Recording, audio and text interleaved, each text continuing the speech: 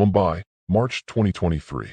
Evening settled over Andheri East as Maya dragged herself up the apartment stairs after a long textile factory shift.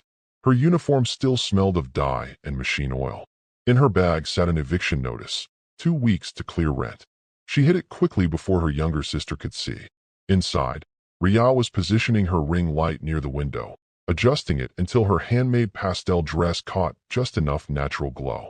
The stitches weren't perfect, but they carried her heart in every thread. "Does this look good enough to post?" she asked, showing Maya the photo. Maya, exhausted but softening, nodded. "Post it. It's your best one yet." Riya's Instagram had fewer than 3,000 followers, but she treated it like something bigger, an escape, a future. After posting, she returned to cleaning, humming under her breath. 20 minutes later, she froze. A message notification appeared from a page she hadn't seen before. Elite Dunes Talent, verified account. "Hello Riya, we discovered your profile and think you'd be perfect for a cultural fashion event in Dubai."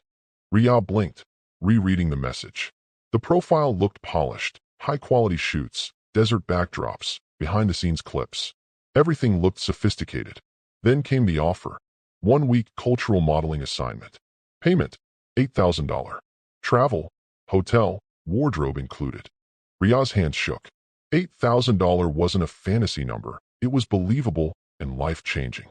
When Maya came out of the washroom, Riya handed her the phone with trembling fingers. "Please tell me this isn't fake."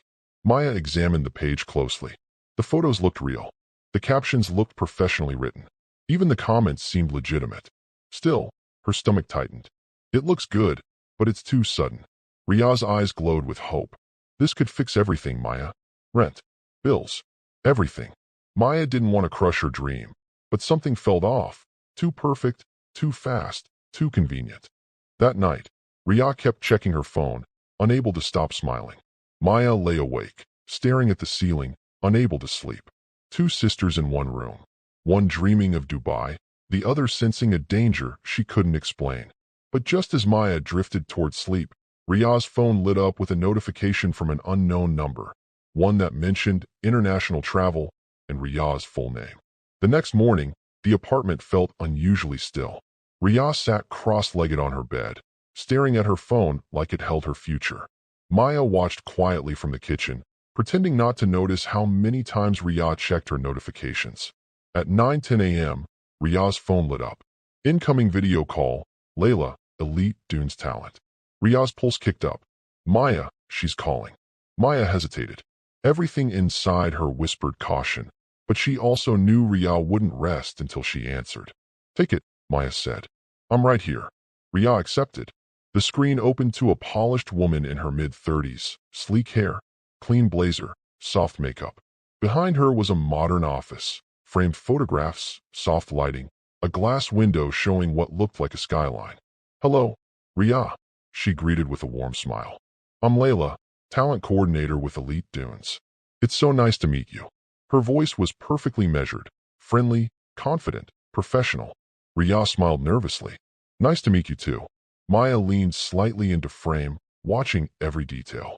Nothing about Layla looked suspicious. Her manner felt exactly like someone who worked in fashion recruitment. Calm, elegant, in control.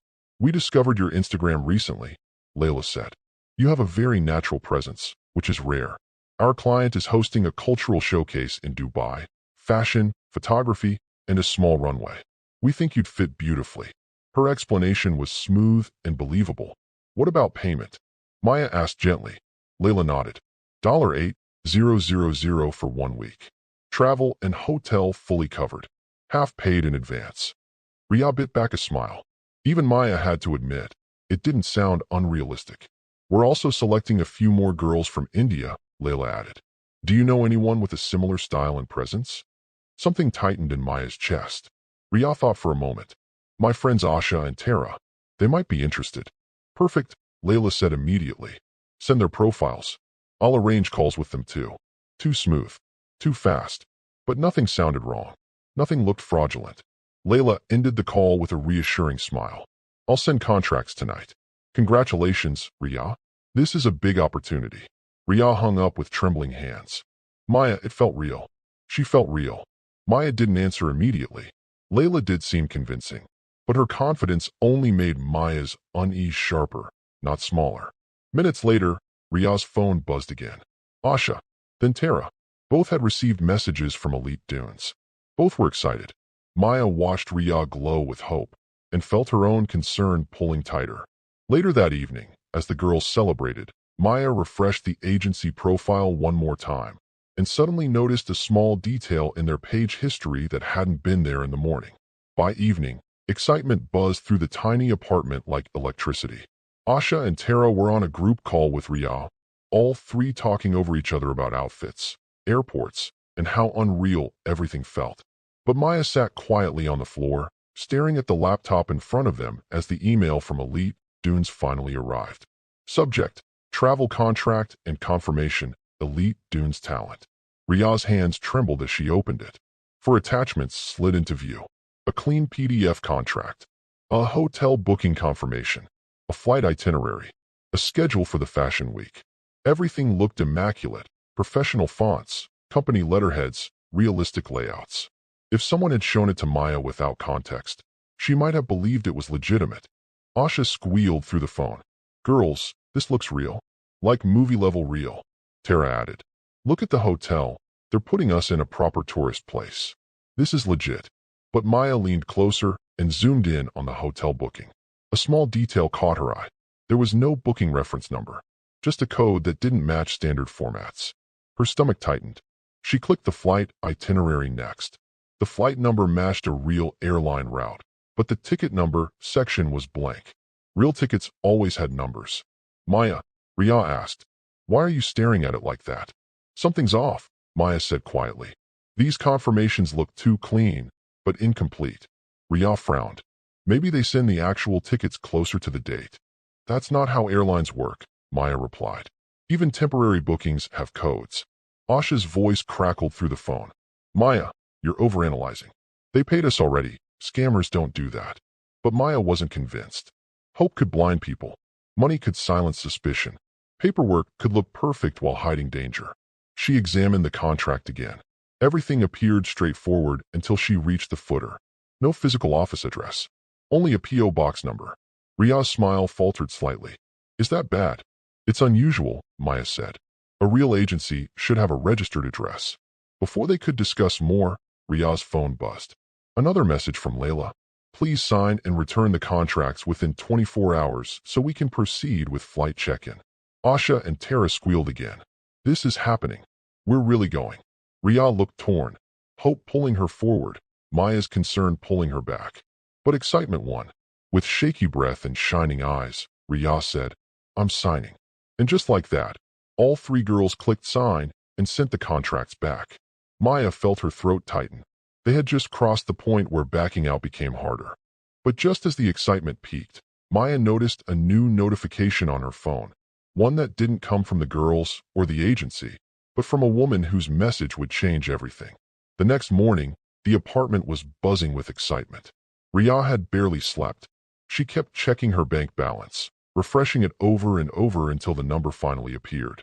For $1,000 credited. Asha and Tara messaged seconds later. They'd received theirs too. It was the kind of money none of them had ever seen at once. Money that could solve rent, debts, and dreams in a single breath. But while Ria danced around the room, Maya sat quietly on the corner of the bed, staring at her own phone. It was the message she'd received late last night, the one she hadn't shown Ria yet. Unknown number. If your sister is talking to Elite Dunes talent, please be careful. This agency does not send girls for modeling. No name. No explanation. Just that one line. Maya had tried searching the number online. No results. No social media. Nothing. She couldn't tell if it was a prank or a genuine warning. While Ria showered, Maya opened the agency's profile again. Something new appeared under the highlights section, a story collection labeled India Team. But when she tapped it, there were no Indian models featured. Only scenic photos of Dubai, generic shots, and a short clip of a hotel corridor. No faces. No behind-the-scenes content. Nothing proving real recruits. Her unease returned instantly. Why do they keep posting polished slides instead of actual people? She muttered. When Ria came out of the washroom, wrapped in a towel and glowing with excitement, Maya hesitated. Ria, can we talk? Ria paused. About what? Maya showed her the anonymous message. Ria stared at it for a long moment, then sighed heavily. Maya, we've shown you the contract, the call, the money. Why would a scam pay so much? Why would they be so professional? I don't know, Maya admitted. But something feels wrong. Ria shook her head gently. You're scared because the offer is big. But opportunities don't come looking for us often. This might be the one good thing that actually happened. Maya looked down, torn between her instinct and the fear of crushing her sister's hope. Before she could respond, Asha called. Girls, check Instagram. Layla tagged us in a post. They opened it together. A sleek graphic. India Cultural Team, Dubai 2023. Featuring stylized silhouettes, no real faces. Asha and Tara were thrilled. Ria smiled again. But Maya felt something tighten in her chest. Why silhouettes instead of actual profiles?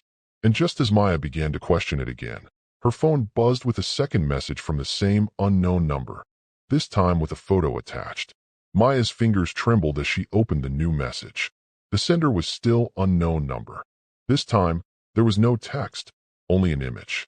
A blurry photo of three girls standing in an airport queue, each looking around nervously, each carrying only a small handbag. No suitcases, no makeup, no excitement. At the bottom corner, barely visible, was a small logo on the wall. Elite Dunes Talent, Arrivals. Maya's heart sank. She zoomed into the image. One of the girls looked disturbingly familiar. She had the same hairstyle, same build as a girl from Ria's old college. Maya couldn't place the name, but the resemblance was undeniable. She immediately called the number. It rang twice, then disconnected. Ria walked in, holding her notebook, smiling. Maya, can you help me pick outfits for the airport? Maya swallowed hard. We need to talk. Right now. She showed Ria the photo. Ria's smile faded. Who sent this? I don't know, Maya whispered. But these girls don't look like they're going for a modeling assignment. Ria stared at the image longer. The airport, the fearful expressions, the small bags, the sinking feeling in her stomach. Still, she forced a shaky smile. It could be old, or unrelated, or taken out of context. It's not unrelated, Maya insisted. Look at the logo on the wall. Ria's voice trembled. Maybe it was just a different team? Maya didn't push harder, not yet. She knew Ria's hope was fighting her fear. Before they could continue, Asha and Tara arrived, breathless with excitement. Girls, guess what? Layla sent us our orientation schedules. Asha announced, waving her phone. Tara added, there's even a list of outfits we need to pack. This is getting real. Maya looked at them closely. They hadn't received the strange warnings. They hadn't seen the photo. They were still wrapped in the perfect illusion. Ria hesitated, unsure whether to show them. Asha noticed her expression. Ria? Everything okay? Ria pocketed her phone quickly. Yeah, just stressed. Maya knew she was lying to herself now.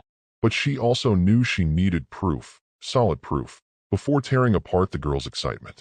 Later that night, unable to sleep, Maya stared at the photo again. Something about the girl in the back of the line bothered her, a detail she couldn't shake. She zoomed in once more. Then she gasped. She recognized her. Maya suddenly remembered where she'd seen that girl before, and the realization sent a chill down her spine. Maya stared at the zoomed-in image until her eyes burned. That face, those frightened eyes. She knew them, not from Instagram, not from a modeling page, but from a missing person poster she had seen outside the police station a few months ago while paying an electricity fine. Maya, what happened? Ria whispered from behind her. Maya turned the phone slowly, pointing at the girl standing second in the airport line. This girl, she said quietly. I've seen her before. She went missing last year. Ria's blood ran cold. Missing? As in? Yes, Maya said. Her mother put up posters everywhere. Ria sat down on the edge of the bed, palms suddenly sweaty. Are you sure? It could just be someone who looks like her. Maya shook her head. No, it's her. I remember because her mother spoke to me outside the station. She was begging people to share the poster. Ria swallowed hard, her voice cracking. But if she was traveling with Elite Dunes, then what happened to her after? Maya didn't answer. She couldn't. Before either sister could process it further, the doorbell rang. Asha and Tara stepped in with shopping bags, still excited. Girls, we bought our airport outfits. Let's do a trial run. Ria and Maya exchanged a look. This wasn't the time. Not yet. Not without concrete proof. But Maya couldn't hold it in. She pulled Asha aside, lowering her voice. Have you heard of a girl named Priya Mehta? Asha blinked. Who? Tara shrugged. No idea. Maya opened her gallery and showed them the screenshot of the missing person poster she had quickly searched earlier. Asha frowned. She does look like the girl in that airport photo. Tara shifted uncomfortably. But that doesn't mean anything. Maybe she got found. Or maybe she traveled legally. Maya sighed deeply. Then why didn't she return home? The room fell silent. Even Riyadh didn't defend the agency this time. After a long moment, Tara whispered, Should we ask Layla about it? No, Maya said sharply. If this is real, showing them we're suspicious could be dangerous. Asha bit her lip. So what do we do? Maya closed her eyes for a moment, gathering courage. There's one more thing I need to check, she said. If I'm right, none of you are stepping on that plane. Riyadh's throat tightened. What are you going to check? Maya grabbed her bag. The missing girl's mother. If she's still looking for her, then we know the truth. And when Maya finally reached the building where the missing girl's mother lived, she found something outside the door that confirmed her worst fear. Maya took an auto across town, replaying the airport photo in her mind. Every bump in the road only made her unease sharper. The building she reached was old, cracked, with faded paint and balconies cluttered with drying clothes. She climbed to the second floor and stopped outside a small, dimly lit apartment. A piece of paper was taped crookedly beside the doorframe. Her heart dropped. It was the same missing person poster. Same girl. Same pleading message. Still missing. Last seen, airport. No communication since. Freshly printed. New tape. Recently replaced. A sign the mother hadn't given up. Maya knocked gently. The door opened halfway, revealing a woman in her early 40s. Eyes sunken, face thinner than she remembered. Her expression shifted from confusion to recognition. We met outside the police station, right? Maya nodded. Yes. I don't know if you'll remember, but you showed me your daughter's poster. The woman swallowed, her voice trembling. Any news? Did you hear something? Maya hesitated. Can I come in? The living room was small and filled with quiet grief. Stacks of papers, old printouts, a calendar with dates circled repeatedly. On the table lay a file full of police reports. I saw a photo, Maya began softly. An airport photo. 3 girls, and one of them looked exactly like your daughter. The woman's breath caught. Her hands shook. Is it recent? Maya nodded slowly. It looks recent. She was in a queue with 2 other girls. No luggage. A tear slipped down the woman's cheek. She grabbed her phone, scrolling through saved messages. My daughter was contacted by a modeling agency last year. She trusted them. They gave her money too. Same process. Her voice broke. After she reached Dubai, her phone went off. I haven't heard her voice since. Maya's chest tightened. That was the confirmation she had feared. Ma'am, Maya said quietly. My sister and her friends, they were contacted by the same agency. The woman covered her mouth, horrified. No, please don't let them go. They don't bring the girls back. Maya nodded, determination burning through her fear. I won't. I promise. Before leaving, the woman pressed a small photo into Maya's hand. If the agency contacts you again, tell me. Please. Maya stepped out of the apartment with trembling hands. She could no longer hope she was overthinking. She could no longer pretend this was harmless. Elite Dune's talent wasn't sending girls for modeling. They were sending them into disappearance. And as Maya rushed home to warn the girls, she found the apartment door half open and voices inside that didn't belong to them. Maya froze outside the apartment door. It was slightly open, just enough to let voices slip through. Not Rhea, not Asha, not Tara. Male voices. Her pulse kicked up. She pushed the door gently and stepped inside. 2 men were standing in the living room. Well-dressed, polite smiles, but eyes sharp enough to slice through the room. Rhea and the other girl sat on the couch clutching their phones, stiff with unease. One of the men turned to Maya with a practiced friendliness. Ah, you must be the elder sister. I'm Raheel, field coordinator for Elite Dunes. We were in the area and thought we should personally meet the girls and congratulate them. Maya's blood ran cold. Why are you here without informing us? She asked, keeping her voice steady. The second man spoke smoothly. Just routine verification. We check addresses before international travel. Rhea avoided Maya's eyes. She looked scared, trying to mask it, failing. Raheel sat casually, crossing one leg over the other. Your sister and her friends are about to begin a very big opportunity. A lot of responsibility falls on us to make sure they're ready. Maya didn't sit. We already spoke to Layla. Everything is confirmed. Of course, Raheel said. But we like to ensure families are comfortable. His smile didn't match his eyes. Those eyes scanned the room too carefully. Corners, doors, bags, exits. Like he wasn't just visiting. Like he was assessing. Asha whispered, "They just showed up 10 minutes ago." Tara added, "We couldn't call you in time." Maya's jaw tightened. "If this is a legitimate agency, you should contact us before visiting." Raheel's polite mask faltered for a split second. "We were nearby," he repeated, voice subtly colder. Then his phone buzzed. He checked it quickly and stood. "Well, we should leave. Girls, make sure your bags are light. No need for many clothes. Everything will be provided there." Maya's heart hammered. Light bags? No luggage? Like the missing girl in the airport photo. Raheel walked to the door, then turned back with a thin smile. "Oh, and don't be alarmed if we send a car on the travel day. We prefer transporting our models ourselves." He left before Maya could respond. The door clicked shut. The room fell into a suffocating silence. Riyah finally whispered, "Maya, they made me feel scared, not excited." Maya knelt beside her. "They came here to pressure you. This isn't normal." Asha's voice shook. "What do we do now?" Maya didn't hesitate. "We're going to the police first thing tomorrow."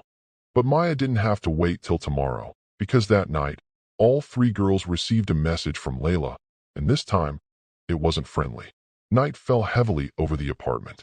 The girls stayed close together in the living room, too shaken to return to their routines. Even the ring light, once Riyah's favorite corner, felt unsettling now. Around 11:40 p.m., Riyah's phone buzzed. Then Asha's. Then Tara's. All three screens lit up with the same name. Layla, Elite Dunes Talent. Riyah hesitated before opening it. The message wasn't like her usual polished, polite instructions. "I heard our coordinators visited you. I'm disappointed with how they were received." A second message followed almost immediately. "We expect professionalism. If you're having second thoughts, tell us now. Backing out last minute will cause serious issues." Riyah's hands shook. She's angry." Asha checked her phone. "She sent me the same thing." Tara swallowed hard. "Me too." Maya grabbed the phone from Riyah's hands. "Send me her number. I'll talk to her." But before she could save it, another message popped up. "Girls who waste our time don't get opportunities again. Think carefully before you disappoint us." This time, the tone wasn't just angry. It was a threat wrapped in professionalism. Riyah's voice trembled. "We can tell her we're still going, just to keep things calm?" "No," Maya said firmly. "You don't owe her anything. And the way those men acted today, this is not an agency. This is something else." The room grew silent. Tara whispered, "Do you think they know where we live now?" Maya took a steady breath. "Yes, and that's why we're going to the police in the morning, before anything else happens." Asha nodded slowly. "But what if the police don't believe us?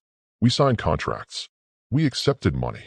That doesn't make it our fault," Maya said. "It makes them smarter criminals." Riyah stared at her phone, tears building. "I wanted this so badly. It felt like my one shot." Maya cupped her face gently. "Dreams aren't the problem. The people offering them are." The girls huddled together on the sofa that night, too frightened to sleep. Every sound from the street made them sit up. Every motorbike, every car horn, every footstep outside the door felt like a warning. Maya stayed awake the entire night, watching the door, her mind replaying the mother's words. "They don't bring the girls back." At 6 a.m., Maya stood and grabbed her bag. "Get dressed. We're leaving now, before they try anything else." The girls nodded, exhausted but ready. But as they stepped out to leave for the police station, Maya noticed a black car parked right outside their building. Engine running, windows tinted, and pointed straight at their entrance. The morning air was unusually still. Too still. Maya led the girls toward the stairwell. But as soon as they reached the building's entrance, she froze. Parked directly across the gate was a black sedan, engine humming, windows so dark they reflected nothing. The same kind of car Raheel and his partner had arrived in. Riyah whispered, "Maya, is that them?" "I don't know," Maya said quietly. "Don't stare. Just keep moving." The girls stayed close as Maya guided them around the side exit of the building instead of the main gate. But the moment they stepped out onto the lane, the car shifted slowly. its wheels turning as if tracking their movement. Tara's breath quickened. They're following us. Don't run, Maya warned. Stay calm. Stay together. They walked fast, almost stumbling, until they reached the main road crowded with buses, autos, and morning workers. The black car didn't follow them into traffic. It simply stopped at the corner, watching. They want to know if we're still going, Maya said under her breath. They're monitoring us. A passing auto slowed down, and without waiting, Maya pulled the girls in. Police station. Fast. The auto driver nodded, weaving through rush hour chaos. But inside, the girls were eerily silent. Asha whispered, "This is not normal agency behavior." Tara nodded. "No agency sends men to your house or follows you around." Riaz squeezed Maya's hand tightly. "Thank you. If you hadn't pushed us to come today." Maya didn't answer. Her mind raced. That car wasn't watching casually. It was parked strategically. It was waiting. They reached the police station in 15 minutes and hurried inside. An officer at the desk looked up. "Yes? How can I help?" Maya stepped forward. "We need to speak to a senior officer immediately. It's about a trafficking concern." The officer's expression sharpened immediately. "Sit. I'll call Madam Arundhati." Minutes later, Inspector Arundhati, a sharp-eyed woman in her late 30s, entered the room. What happened? Maya told her everything, from the agency messages to the advance money to the men visiting their home. As Maya spoke, Arundhati's face darkened. "Give me the agency name." "Elite Dunes Talent," Maya replied. The inspector froze. She exchanged a look with another officer. "You were contacted by them?" Arundhati asked quietly. Asha nodded. "We thought it was modeling." Arundhati leaned forward. "These people are not talent recruiters. They're being investigated for multiple disappearances." Riaz's blood ran cold. Tara covered her mouth. Asha's knees nearly gave out. Maya whispered, "We need help. Today." "You'll get it," the inspector said. "But there's something you girls must see." Arundhati opened a confidential file on her desk, revealing photos and names the girls never expected to see. Inspector Arundhati placed a thick file on the desk. The girls leaned in cautiously, hearts pounding. "This," she said, tapping the cover, "is an active investigation. Everything you're about to see stays in this room." She opened it. The first page hit them like a punch. Missing girls, possible recruitment by fake talent agencies. Photo after photo spread across the table, young women smiling in their profile pictures, each labeled with dates and last known locations. Ria felt her throat close as she recognized one of them. The girl Maya had seen in the airport photo. The missing girl's mother had been right. Asha pointed shakily. "That's the same airport corridor they showed on their Instagram stories." The inspector nodded. Their strategy is consistent. They contact girls through social media. They offer dream jobs. They send contracts and small payments. Once the girls travel, they disappear within 24 hours of landing. Tara whispered, "Disappear how?" Arundhati hesitated but didn't sugarcoat it. "Their passports get seized. They're moved to remote accommodations. After that, we lose track. Dubai authorities have 2 pending reports. India has 3. Riaz's eyes burned with tears. We almost went." "Exactly," the inspector said. "You were their next batch." Maya tightened her grip around her sister's shoulder. Asha asked softly, "Ma'am, did any girl ever come back?" Arundhati paused. That silence was the answer. Tara broke down into quiet sobs. "I can't believe we trusted them."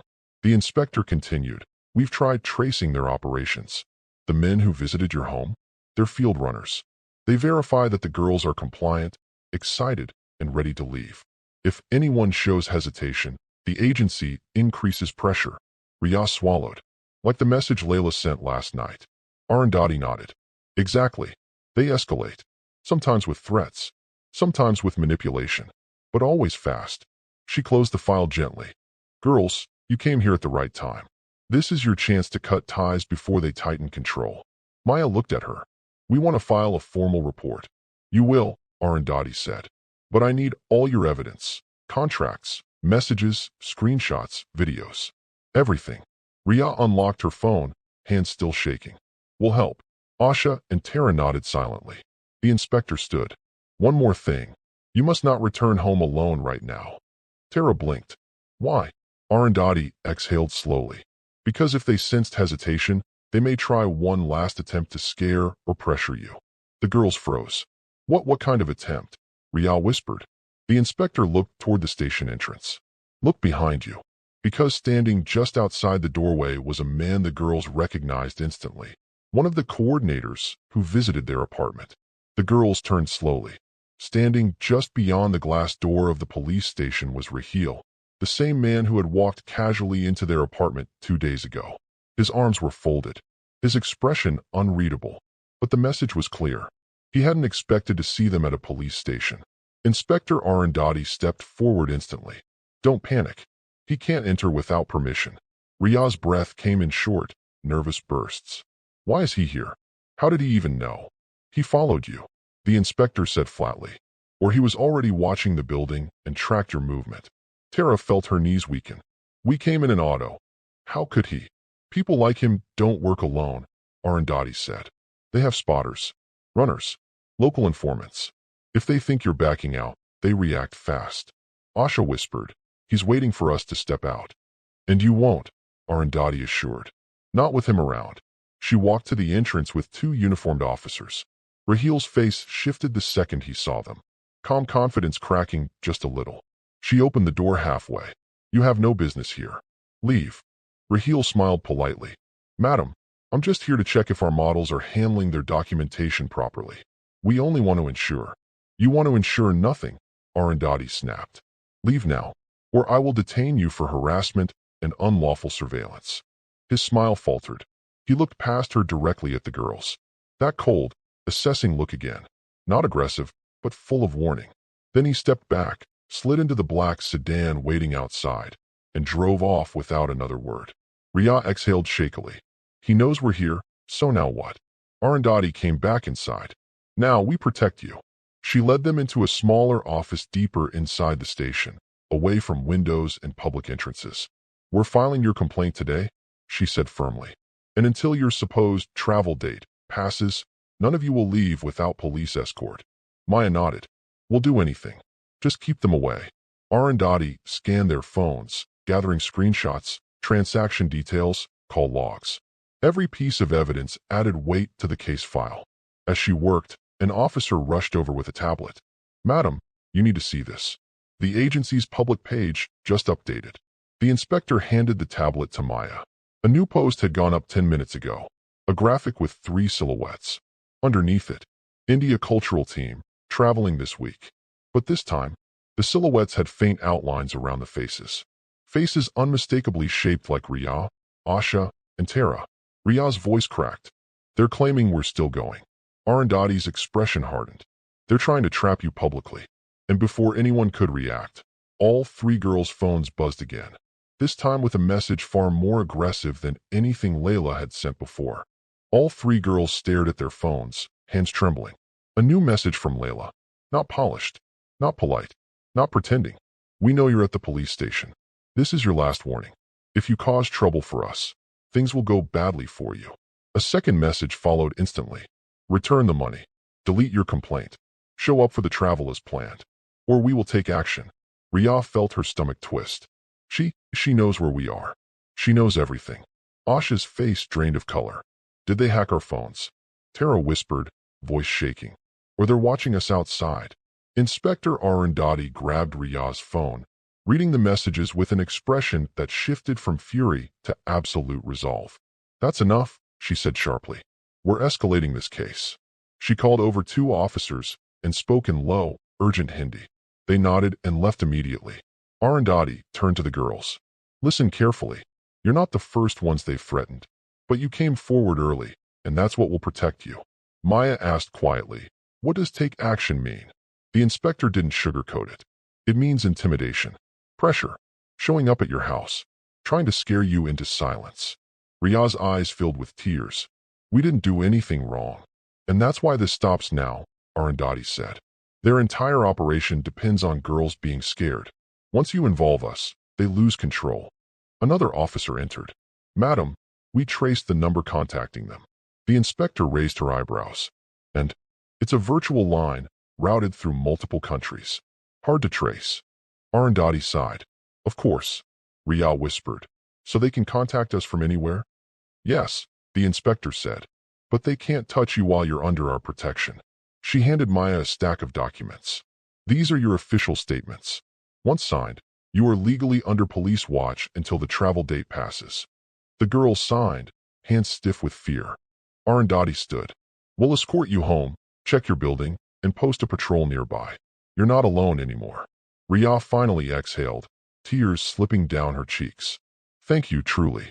But just as they prepared to leave, a constable rushed in. Madam, that black car, the same one, it's parked outside the station now. The girls froze. Arundhati's face hardened. They're desperate. Riya whispered. What do they want now? The inspector reached for her radio. Stay behind me. Do not step outside. Because this time, the black car didn't just wait. Its rear door opened, and someone stepped out whom Maya never expected to see. Everyone turned toward the station entrance. The black car was parked crookedly this time, as if the driver had stopped in a hurry. Its back door opened slowly, and a familiar figure stepped out. Not Raheel, not the other man from the apartment. It was the same girl from the airport photo, the one Maya had been trying to identify. Except this time, she wasn't alone. A man held her by the arm, guiding her toward the station like she was being pushed to perform a role. Maya's breath caught. That's her. That's the missing girl. Inspector Arundhati's eyes narrowed. No, this is something else. The girl looked tired, pale, almost robotic. Her eyes flickered nervously between the officers and the man holding her. When she reached the station door, she forced a small smile. Madam, I'm here to clarify something, she said, voice shaky. I traveled with Elite Dunes last year. They treated me well. I'm fine. I work with them now. It didn't sound like her words. It sounded rehearsed. Forced. The man behind her spoke quickly. See? No problem. The agency is legitimate. Someone must have spread rumors. Arundhati stepped forward. Who are you? I'm her uncle, the man said instantly. We're here to clear misunderstandings. The girls can travel safely. Everything is genuine. The inspector folded her arms. If she's your niece, why didn't you file a missing person retraction in the last 14 months? The man stilled for a moment, too long of a pause. The girl looked down, her lip trembling. Maya whispered to Riya. This is a setup. They're using her. The inspector took a step closer. Young lady, do you want to speak privately? The man tightened his grip on her arm. No need, he said sharply. She said what she needed to say. Arundhati's voice hardened. Let go of her. He hesitated. Let go. Finally, he released her. The girl's eyes watered. Her voice cracked. I don't want to go with them. That one sentence shattered the entire illusion. The man lunged forward, but officers blocked him instantly, restraining him. The girl collapsed into the inspector's arms, sobbing. They told me to say I was fine, she cried. They threatened my mother. Riya covered her mouth, horrified. Asha and Tara clung to each other. Arundhati looked at Maya and the girls. This is why you stay under protection. They're trying to manipulate the investigation. The restrained man shouted. They were supposed to travel. You're ruining everything. Arundhati signaled her team. Take him inside. Lock him up. Officers dragged him in as he continued yelling. The girl wiped her tears and looked at Maya. You saved your sister in time. Maya's knees weakened. But before the inspector could get more information, the girl whispered something that made everyone freeze. There's another girl arriving tonight. The rescued girl, Priya, sat on a bench inside the police station, clutching a cup of water like it was the only solid thing in her world. Her hands wouldn't stop shaking. Inspector Arundhati knelt beside her. You said another girl is arriving tonight. Who is she? Do you know her name? Priya nodded weakly. Yes, her name is Meera. She's from Pune. They recruited her the same way. They told her she'll meet the India team when she lands tonight. Riya's stomach twisted. They're using our silhouettes to trap other girls. Priya wiped her tears. They said the girls who traveled last year, us, were part of a cultural program. But after landing, everything changed. They took our passports. We were moved to a villa outside the city. No phones. No contact. Maya closed her eyes, horrified. How did you escape? Priya hesitated. One of the newer girls fell severely ill. When they took her to a clinic, I slipped out and ran.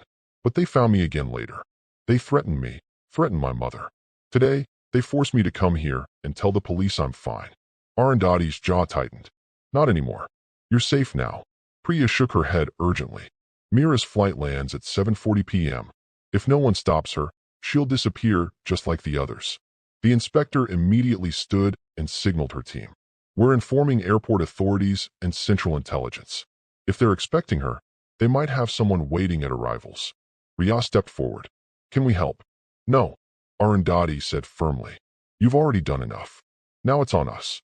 Officers rushed around the station, sending alerts, printing Priya's statement, forwarding details to airport security.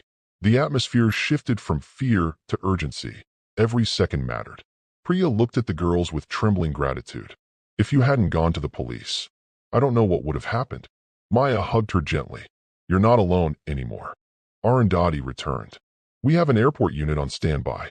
They'll intercept Meera as soon as she lands. We're going to try to bring her here tonight. Asha whispered. I can't believe all this started because of one Instagram message. Tara nodded, voice breaking. It could have been us landing tonight. The reality sank deeper than ever. Hours later, just as exhaustion began to pull at them, the inspector's radio buzzed sharply. She answered, listened for a few seconds, then looked up at the girls. It's about Meera. The room froze. The officer on the radio said only 5 chilling words. Words that made everyone's heart drop. We didn't find her alone. Inspector Arundhati pressed the radio closer to her ear as the officer repeated the message. We didn't find her alone. Maya, Ria, Asha, and Tara held their breath. Arundhati's voice hardened. Explain. The officer spoke over the crackling line.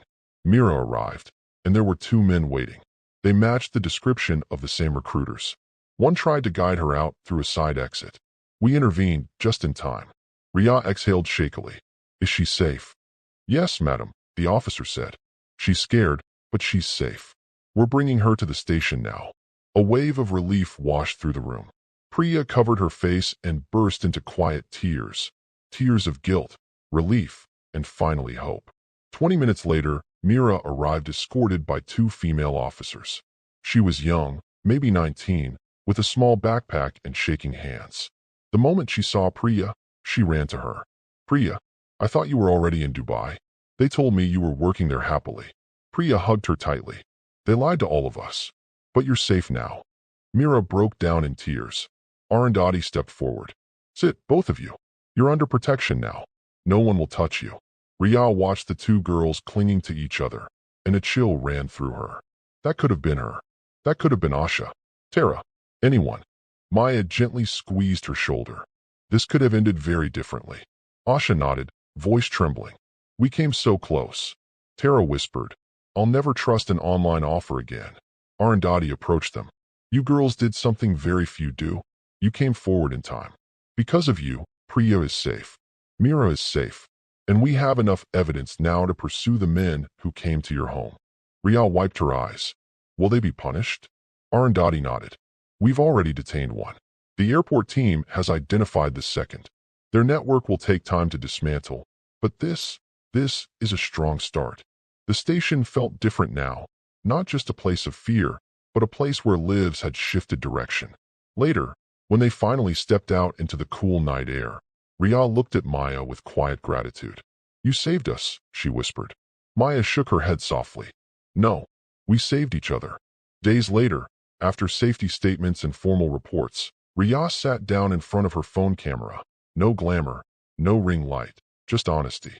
She recorded a video sharing everything. The agency, the money, the pressure, the truth. It spread faster than she expected. Girls she had never met began messaging her. Thank you. You saved me from the same trap. I was about to sign with them. Ria looked at Maya, smiling with new strength. This wasn't the dream she imagined. It was something bigger.